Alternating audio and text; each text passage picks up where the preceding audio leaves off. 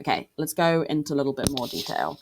So, first of all, what are good systems means not trying to build systems around hiding the fact that you're dyslexic. I often see dyslexic people confuse hiding with actually trying to navigate your brain.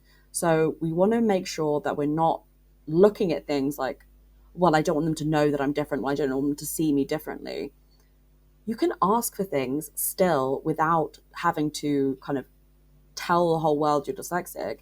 Just simple phrases like, I think what would really help me do my best is, what I would really love to achieve the best result in this project is. It doesn't have to be waving around the card of dyslexia. It's just about understanding what you're looking for and articulating that that's going to really help you.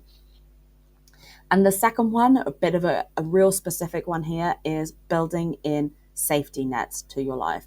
This is something that everyone should be doing, but it is extra important for dyslexic people. How can you ensure that every turn you have that chance to make sure that you catch any mistakes? How can you kind of think about the things that you're doing and think, okay, well, in an ideal world, I'll do it like this, but just in case that doesn't work, here's a little safety net. Here's a little thing that I know is going to remind me.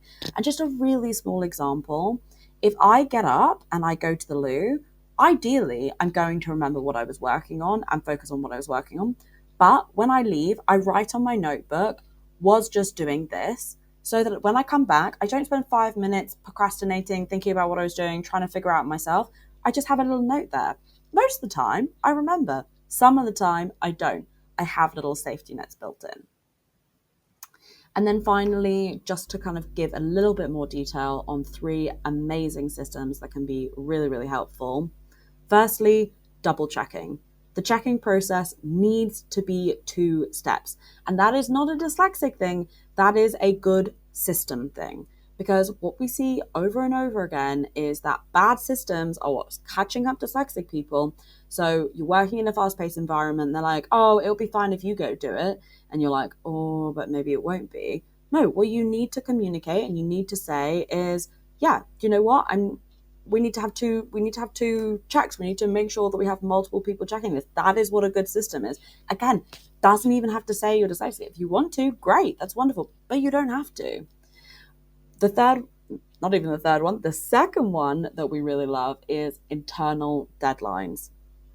So what that means is, when you are delivering something, try and find sneaky ways to do internal deadlines to make sure that, because we love deadlines. That deadlines are really our friends as neurodiverse people. I think there's this like mentality that we want them further out, but actually, if you think about the way that your brain works, a little like midway through check-in, a little like process of kind of having someone look at your work or read over your grammar a couple of days before, like you schedule in that meeting, you schedule in that time, will mean that you actually get the work done and you won't be procrastinating and rushing right until the end. Little internal deadlines can be a huge, amazing safety net. And then a simple prioritization and check-in meeting.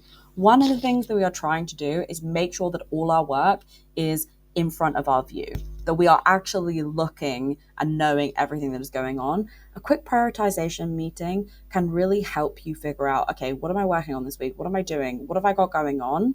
So that we can really think about what we need. And it's just another little safety net to make sure that we're aware of what's going on. So if you say to your boss, okay, so I'm working on this on Tuesday and I think it's going to take me about 3 hours, they're going to be like, 3 hours for that task? That doesn't sound like long enough, because dyslexic people really struggle to estimate time.